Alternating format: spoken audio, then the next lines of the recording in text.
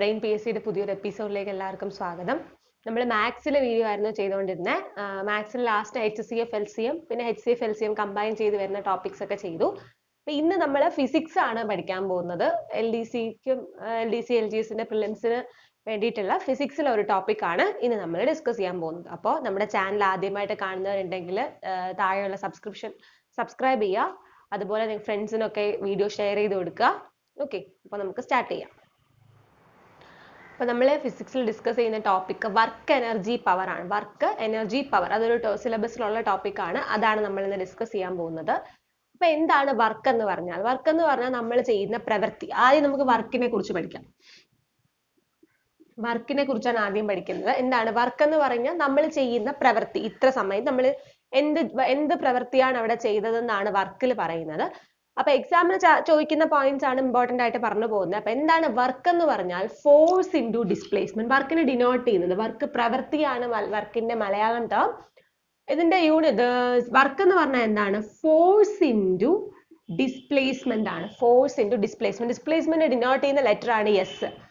Force into displacement ആണ് എന്തെന്ന് പറയുന്നത്? നമ്മുടെ വർക്ക് എന്ന് പറയുന്നു. So work is equal to force into displacement. അതായത് നമ്മൾ ഒരു ഒബ്ജക്റ്റിന്റെ പുറത്ത് ഒരു ഫോഴ്സ് കൊടുക്കുമ്പോൾ അവിടെ എത്ര വർക്ക് നടന്നു എന്നുള്ളത് അറിയുന്നതിന് വേണ്ടിയിട്ടാണ് നമ്മൾ എന്ത് പറയുന്നത്, അല്ലെങ്കിൽ ആ ഫോഴ്സ് കൊടുക്കുന്ന സമയത്ത് ആ ഒബ്ജക്റ്റിന് എത്ര ഡിസ്പ്ലേസ്മെന്റ് നടന്നു എന്നുള്ളതാണ് ആ ഒബ്ജക്റ്റ് ചെയ്ത വർക്ക് എന്ന് പറഞ്ഞ് നമ്മൾ കാൽക്കുലേറ്റ് ചെയ്യുന്നത്.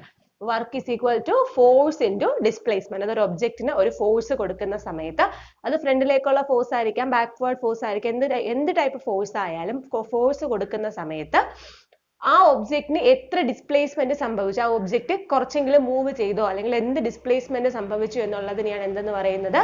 വർക്ക് ഡൺ എന്ന് പറയുന്നത്. ഇനി ഇതിന്റെ യൂണിറ്റ് ആണ് പിന്നെ ചോദിക്കാറുള്ളത്. പല ടൈപ്പ് യൂണിറ്റ് ഉണ്ട് അല്ലെ? CGS യൂണിറ്റ് ഉണ്ട്, അതുപോലെ തന്നെ MKS സിസ്റ്റം ഓഫ് യൂണിറ്റ് ഉണ്ട്. സാധാരണയായിട്ട് നമ്മുടെ എക്സാമിന് ചോദിക്കുന്ന എന്ത് ടൈപ്പ് യൂണിറ്റ് ആണ്? SI യൂണിറ്റ് ആണ്. SI യൂണിറ്റ് സിസ്റ്റം ആണ് സാധാരണ ചോദിക്കുന്നത്. 1960-ലാണ് SI യൂണിറ്റ് SI യൂണിറ്റ് അംഗീകരിച്ചു തുടങ്ങിയ വർഷം 1960 ആണ്. സാധാരണ എക്സാമിന് യൂണിറ്റ് ഓഫ് ഏതെങ്കിലും ഒരു ക്വാണ്ടിറ്റി എന്ന് ചോദിച്ചാൽ അത് ഉദ്ദേശിക്കുന്നത് എന്താണ്? SI യൂണിറ്റിനെയാണ്. അപ്പൊ നമ്മൾ വർക്കിന്റെ SI യൂണിറ്റ് ആണ് ആദ്യം പഠിക്കുന്നത്. വർക്കിന്റെ SI യൂണിറ്റ് ആണ് എന്തെന്ന് പറയുന്നത്? ജൂള്. വർക്കിന്റെ SI യൂണിറ്റ് ആണ് ജൂള് അഥവാ അല്ലെങ്കിൽ ന്യൂട്ടൺ മീറ്റർ എന്നും പറയാം. വർക്കിന്റെ SI യൂണിറ്റ് ജൂൾ എന്നും പറയും, അല്ലെങ്കിൽ ന്യൂട്ടൺ മീറ്റർ. ന്യൂട്ടൺ മീറ്റർ എങ്ങനെ വന്നു എന്ന് ചോദിച്ചാൽ എന്താണ്? ഫോഴ്സിന്റെ യൂണിറ്റ് ആണ് ന്യൂട്ടൺ. ഫോഴ്സിന്റെ SI യൂണിറ്റ് ആണ് എന്തെന്ന് പറയുന്നത്? ന്യൂട്ടൺ.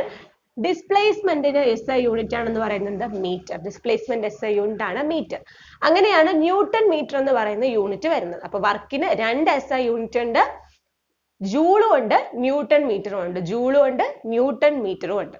ഇനി ഞാൻ പറഞ്ഞു പല ടൈപ്പ് യൂണിറ്റ് സിസ്റ്റം ഉണ്ട്. CGS സിസ്റ്റം ഉണ്ട്. CGS എന്ന് പറയുമ്പോൾ സെന്റിമീറ്റർ ഗ്രാം സെക്കൻഡ് ആണ്. MKS പറയുമ്പോൾ മീറ്റർ കിലോഗ്രാം സെക്കൻഡ് ആണ്. അതാണ് MKS സിസ്റ്റം. അതിൽ CGS യൂണിറ്റിന് ചിലപ്പോൾ SI യൂണിറ്റ് അല്ലെങ്കിൽ പിന്നെ ചോദിക്കുന്നത് എന്താണ്? CGS യൂണിറ്റ് ചോദിക്കാറുണ്ട് ഏതെങ്കിലും ക്വാണ്ടിറ്റിന്റെ. CGS യൂണിറ്റ് ഓഫ് വർക്ക് എന്ന് പറഞ്ഞാൽ എന്താണ്? എർഗ് ആണ്. വർക്കിന്റെ SI യൂണിറ്റ് രണ്ടെണ്ണം പറഞ്ഞു. ജൂളും ഉണ്ട്, ന്യൂട്ടൺ മീറ്ററും ഉണ്ട്. വർക്കിന്റെ SI യൂണിറ്റ് ജൂളും ഉണ്ട്, ന്യൂട്ടൺ മീറ്ററും ഉണ്ട്. അതായത് വർക്കിന്റെ CGS യൂണിറ്റ് എന്ന് പറയുന്നത് എന്താണ്? എർഗ് ആണ്. അപ്പൊ work done is equal to force into displacement എന്ന് പറയാം. ഫോഴ്സ് ബലം, ഡിസ്പ്ലേസ്മെന്റ് സ്ഥാനാന്തരണം. ഇനി വർക്കിന്റെ SI യൂണിറ്റ് പറഞ്ഞു ജൂള് അല്ലെങ്കിൽ ന്യൂട്ടൺ മീറ്റർ. വർക്കിന്റെ CGS യൂണിറ്റ് ആണ് എന്തെന്ന് പറയുന്നത്? എർഗ്. ഇനി ഈ CGS യൂണിറ്റും SI യൂണിറ്റും നമ്മളൊരു കണക്ഷൻ ഉണ്ട്. ആ കണക്ഷൻ സാധാരണയായി ചോദിക്കാറുണ്ട്. എന്താണ്? ഒരു ജൂൾ എന്ന് പറഞ്ഞാൽ എത്ര എർഗ് എന്ന് ചോദിക്കാറുണ്ട്. ഒരു ജൂള് എത്ര എർഗ് എന്ന് ചോദിച്ചാൽ എത്രയാണ്? 10⁻⁷ എർഗ് ആണ്. ഈ വാല്യൂ കാണാതെ പഠിച്ചു വെക്കുക. 1 joule is equal to 10⁻⁷ erg ആണ്. അതുപോലെ വേറൊരു കണക്ഷനും ഉണ്ട്. ഇവിടെ ഫോഴ്സിന്റെ SI യൂണിറ്റ് ആണ് എന്തെന്ന് പറയുന്നത്? ന്യൂട്ടൺ. ഫോഴ്സിന്റെ SI യൂണിറ്റ് ആണ് എന്തെന്ന് പറയുന്നത്? ന്യൂട്ടൺ. അതുപോലെ ഫോഴ്സിന് ഒരു CGS യൂണിറ്റ് ഉണ്ട്. ഫോഴ്സിന്റെ CGS യൂണിറ്റ് ആണ് എന്തെന്ന് പറയുന്നത്? ഡൈൻ എന്ന് പറയുന്നത്. ഫോഴ്സിന്റെ SI യൂണിറ്റ് ന്യൂട്ടണും ഫോഴ്സിന്റെ CGS യൂണിറ്റ് ഡൈനും ആണ്. ഈ ന്യൂട്ടണും ഡൈനും തമ്മിലൊരു കണക്ഷൻ ഉണ്ട്. എന്താണ്? 1 newton is equal to 10⁵ dyne. രണ്ട് കൺവേർഷൻ പറഞ്ഞു. 1 ജൂൾ ഈസ് ഈക്വൽ ടു 10⁵ എർഗും 1 ന്യൂട്ടൺ ഈസ് ഈക്വൽ ടു 10⁵ ഡൈൻസും. അപ്പോൾ നമ്മൾ എന്താണ് രണ്ട് റിലേഷൻ ആണ് ഇമ്പോർട്ടൻ്റ് ആയിട്ട് പഠിച്ച. വാട്ട് ജൂൾ എന്ന് പറയുന്നത് എത്രയാണ്? 10⁻⁷ എർഗും. ഇതെന്താണ്? വർക്കിന്റെ SI യൂണിറ്റും വർക്കിന്റെ CGS യൂണിറ്റും. ഇനി ഇതെന്താണ്? ഇത് ഫോഴ്സിന്റെ SI യൂണിറ്റും ഫോഴ്സിന്റെ CGS യൂണിറ്റും ആണ്. 1 newton is equal to 10⁵ dyne ആണ്. ഇനി വർക്കിന്റെ കാര്യത്തിൽ പഠിക്കേണ്ടത് എന്താണ്? വർക്ക് 3 ടൈപ്പ് വർക്കിനെ പറ്റി പഠിക്കാം. 3 ടൈപ്സ് വർക്കിനെ പറ്റി പഠിക്കാം. എന്തൊക്കെയാണത്? Positive work, negative work, zero work. 3 type work ഉണ്ട്. Positive work, negative work, zero work. അങ്ങനെ 3 ടൈപ്പ് വർക്ക് ഉണ്ട്. ആദ്യം എന്താണ് പോസിറ്റീവ് വർക്ക്? എന്താണ് പോസിറ്റീവ് വർക്ക്? എന്താണ് പോസിറ്റീവ് വർക്ക്? ഞാൻ പറഞ്ഞു, ഒരു ഒബ്ജക്റ്റിൽ ഒരു ഫോഴ്സ് അപ്ലൈ ചെയ്യുമ്പോൾ ആ ഒബ്ജക്റ്റിന് ഉണ്ടാവുന്ന അല്ലെങ്കിൽ ആ ഒബ്ജക്റ്റിന് ഉണ്ടാകുന്ന ഡിസ്പ്ലേസ്മെന്റിനെയാണ് അല്ലെങ്കിൽ ആ ഒബ്ജക്റ്റിന്റെ പൊസിഷൻ ഉണ്ടാകുന്ന മാറ്റത്തിനെയാണ് നമ്മൾ വർക്ക് ഡൺ അല്ലെങ്കിൽ അപ്പോഴാണ് അവിടെ ഒരു പ്രവൃത്തി ചെയ്തു എന്ന് പറയുന്നത്. ഇപ്പൊ പോസിറ്റീവ് വർക്ക് എന്ന് പറഞ്ഞാൽ നമ്മൾ ഫോഴ്സ് കൊടുക്കുന്ന ഡയറക്ഷനിൽ തന്നെ ഡിസ്പ്ലേസ്മെന്റ് സംഭവിക്കുകയാണെങ്കിൽ അവിടെ പോസിറ്റീവ് വർക്ക് നടന്നു എന്ന് പറയാം. നമ്മൾ ഫോഴ്സ് ഫ്രണ്ടിലേക്കാണ് അപ്ലൈ ചെയ്യുന്നതെങ്കിൽ ഡിസ്പ്ലേസ്മെന്റും ഫ്രണ്ടിലേക്ക് തന്നെ നടന്നു. ആ ഒരു സെയിം ഡയറക്ഷനിലാണ് ഫോഴ്സും ഡിസ്പ്ലേസ്മെന്റും നടക്കുന്നതെങ്കിൽ അവിടെ പോസിറ്റീവ് വർക്ക് എന്നും, എന്നാൽ ഫോഴ്സും ഡിസ്പ്ലേസ്മെന്റും ഓപ്പോസിറ്റ് ഡയറക്ഷനിൽ നടക്കുന്നതിനെ നെഗറ്റീവ് വർക്ക് എന്നും, ഇനി ഒരു ഫോഴ്സ് അപ്ലൈ ചെയ്താൽ അവിടെ ഡിസ്പ്ലേസ്മെന്റ് ഒന്നും തന്നെ സംഭവിച്ചില്ല എങ്കിൽ അതിനെ എന്തെന്നും പറയാം? സീറോ വർക്ക് എന്നും പറയാം. അപ്പൊ ഡിസ്പ്ലേസ്മെന്റും ഫോഴ്സും ഒരേ സെയിം ഡയറക്ഷൻ ആണെങ്കിൽ അതിനെ പോസിറ്റീവ് വർക്ക് എന്നും, ഡിസ്പ്ലേസ്മെന്റും ഫോഴ്സും ഓപ്പോസിറ്റ് ഡയറക്ഷൻ ആണെങ്കിൽ നെഗറ്റീവ് വർക്ക് എന്നും, ഇനി ഒരു ഫോഴ്സ് അപ്ലൈ ചെയ്തിട്ടും അവിടെ ഡിസ്പ്ലേസ്മെന്റ് ഒന്നും തന്നെ നടന്നില്ല എങ്കിൽ അവിടെ എന്ത് വർക്ക് എന്ന് പറയാം? സീറോ വർക്ക് ആണ് നടന്നതെന്നും പറയാൻ പറ്റും. ഓക്കെ അല്ലേ? വർക്കിൽ പ്രധാനപ്പെട്ട കാര്യങ്ങൾ ഇത്രയാണ്. Work is equal to force into displacement. വർക്കിന്റെ SI യൂണിറ്റ് ജൂളും പറയാം, പിന്നെ ന്യൂട്ടൺ മീറ്ററും പറയാം. പിന്നെന്താണ്? ഫോഴ്സിൻ്റെത് 1 ന്യൂട്ടൺ ഇസ് ഈക്വൽ ടു 10⁵ ഡൈൻസും 1 ജൂൾ ഇസ് ഈക്വൽ 10⁻⁷ എർഗും. ഈ കൺവേർഷൻ നമ്മുടെ ഈ വാല്യൂ എത്രയാണെന്ന് ചിലപ്പോൾ ചോദിക്കാൻ ചാൻസ് ഉണ്ട്. ഇനി അടുത്ത് പറയുന്നത്, ഞാൻ പറഞ്ഞു വർക്ക് പവർ എനർജിയാണ്. അടുത്ത് പറയുന്നത് നമ്മൾ എന്താണ്? പവറിനെ പറ്റിയിട്ടാണ് അടുത്ത് പറയുന്നത് ഇതാണ്, പവറിനെ പറ്റിയാണ്.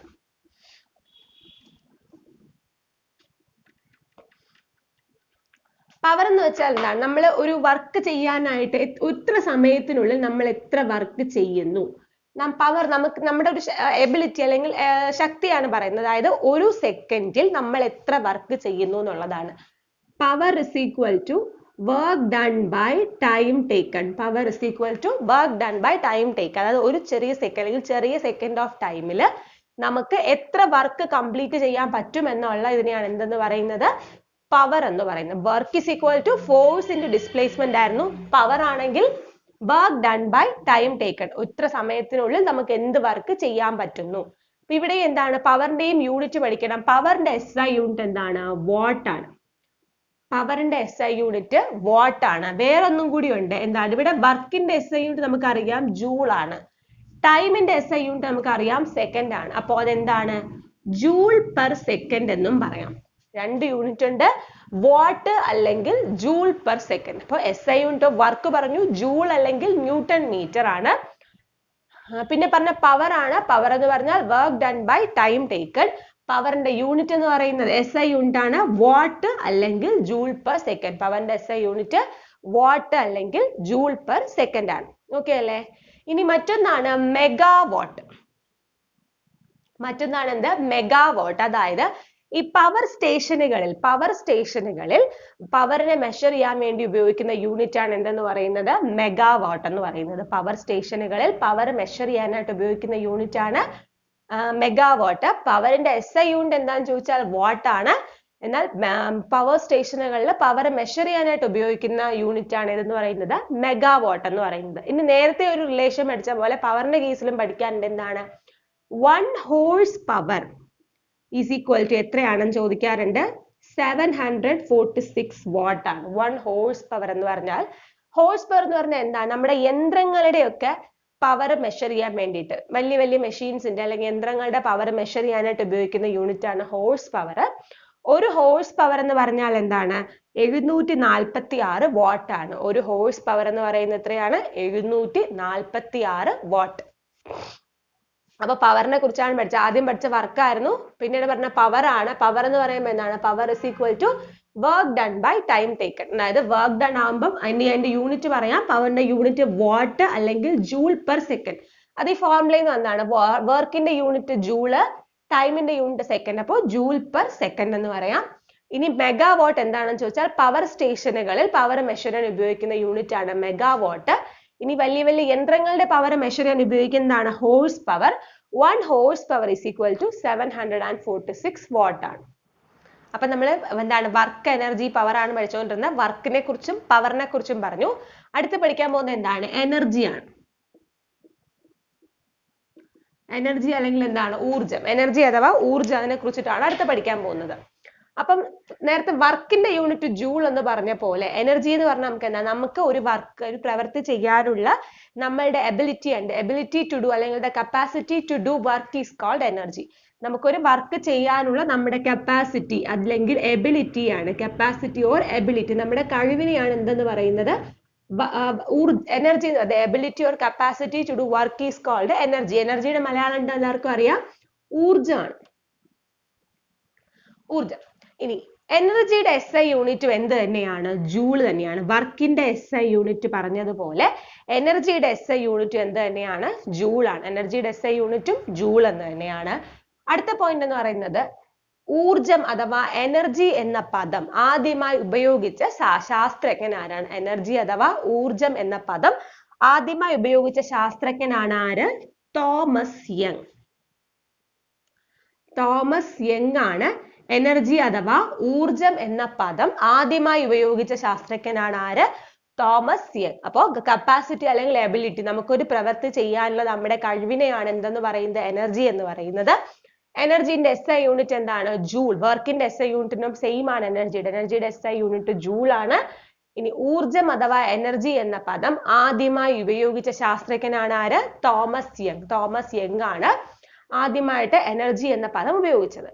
ഇനി ഒരു നിയമമാണ് law of conservation of energy. അതായത് energy can neither be created nor be destroyed but it can be transferred from one form to another. അതായത് എനർജി എന്താണ്? ഉൽപ്പാദിപ്പിക്കാനോ നശിപ്പിക്കാനോ കഴിയുന്നില്ല, ഒരു ഫോമിൽ നിന്ന് മറ്റൊരു ഫോമിലേക്ക് ചേഞ്ച് ചെയ്യാനേ കഴിയുള്ളൂ എന്ന് പറഞ്ഞ ലോ ആണ് law of conservation of energy.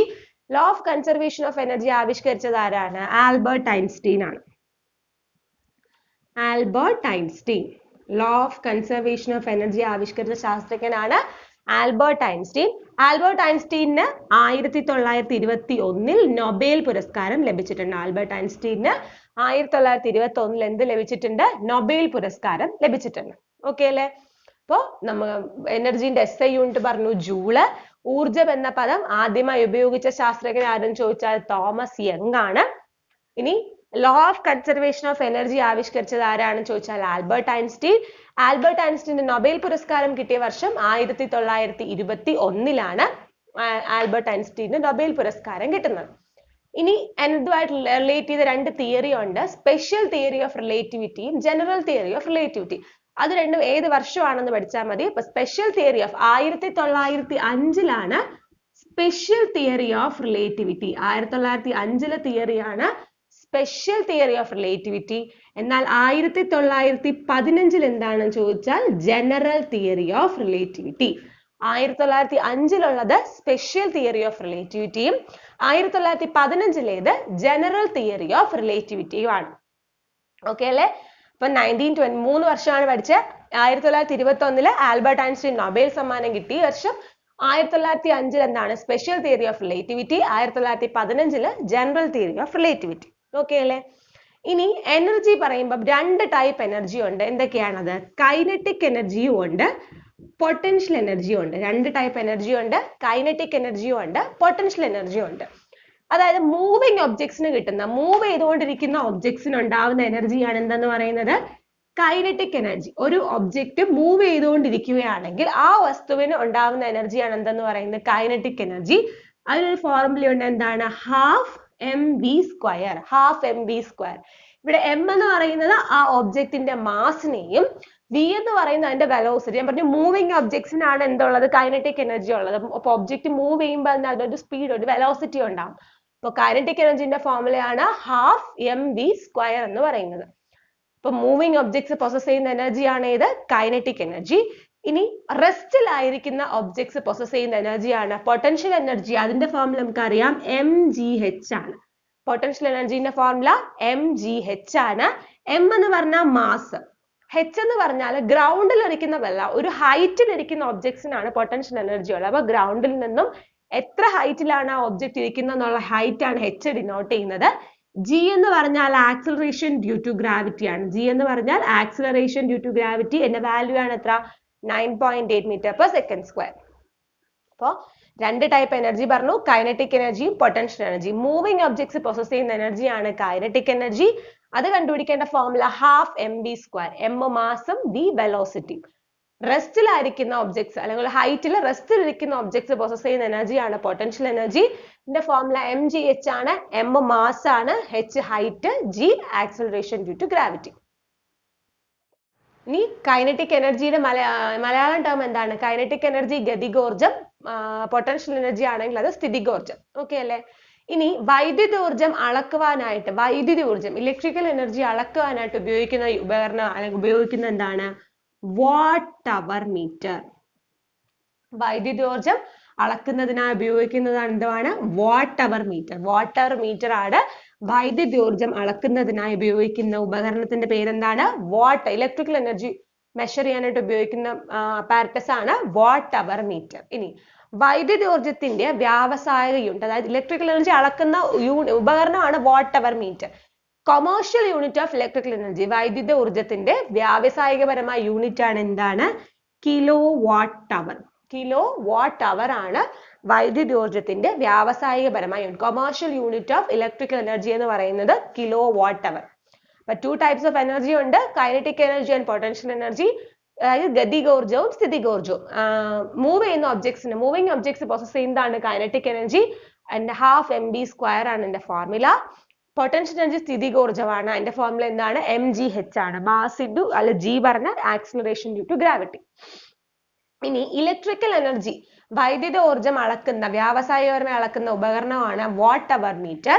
അതിന്റെ കൊമേഴ്ഷ്യൽ യൂണിറ്റ് എന്താണെന്ന് ചോദിച്ചാൽ കിലോ വാട്ട് അവർ ആണ്. കിലോ വാട്ട് അവർ. ഇവിടെ ഒരു റിലേഷൻ പറയുകയാണെങ്കിൽ ഒരു വാട്ട് അവർ, ഇത് കിലോ വാട്ട് അവർ ആണ്. Watt hour is equal to 3600 joules. 1 watt hour is equal to 3600 joule. എന്നാൽ 1 kilowatt hour is equal to 3.6 into 10 raised to 6 joule. 1 watt hour is equal to 3600 joules. അപ്പോൾ 1 kilowatt hour is equal to 3.6 into 10 raised to 6 joules. ഇത്രയാണ് energy. ഇനിയുള്ളത് കുറച്ച് energy conversions. അങ്ങനെ ഒരു ഫോമിൽ നിന്ന് energy മറ്റൊരു ഫോമിലേക്ക് കൺവേർട്ട് ചെയ്യാനായിട്ട് ഹെൽപ്പ് ചെയ്യുന്നവ എന്താണ് പറയുന്നത്? ട്രാൻസ്ഡ്യൂസേഴ്സ് എന്നാണ് പറയുന്നത്. ട്രാൻസ്ഡ്യൂസേഴ്സ് അതായത് എനർജി ഒരു ഫോമിൽ നിന്ന് മറ്റൊരു ഫോമിലേക്ക് കൺവേർട്ട് ചെയ്യുന്നതിന്. അങ്ങനെ കുറച്ച് എക്സാമിന് സാധാരണ ചോദിക്കാറുള്ള കുറച്ച് ചില എനർജി കൺവേർഷൻ ആണ് പറയുന്നത്. ആദ്യത്തേത് ഏതാണെന്ന് ചോദിച്ചാൽ ഡൈനാമോ ആണ്. ഡൈനാമോയിലുള്ള എനർജി കൺവേർഷൻ, ഡൈനാമോ അല്ലെങ്കിൽ ജനറേറ്ററും അതുപോലെ മോട്ടോറും, ഇത് രണ്ടുമാണ് മാറിപ്പോകുന്ന ചാൻസ് ഉള്ള. ഡൈനാമോ ഓർ ജനറേറ്റർ അല്ലെങ്കിൽ പിന്നെ മോട്ടോർ. ജനറേറ്റർ അഥവാ ഡൈനാമോയിൽ ഉണ്ടാവുന്ന എനർജി കൺവേർഷൻ എന്താണ്? മെക്കാനിക്കൽ എനർജി എന്തായി മാറുന്നു? Electrical energy.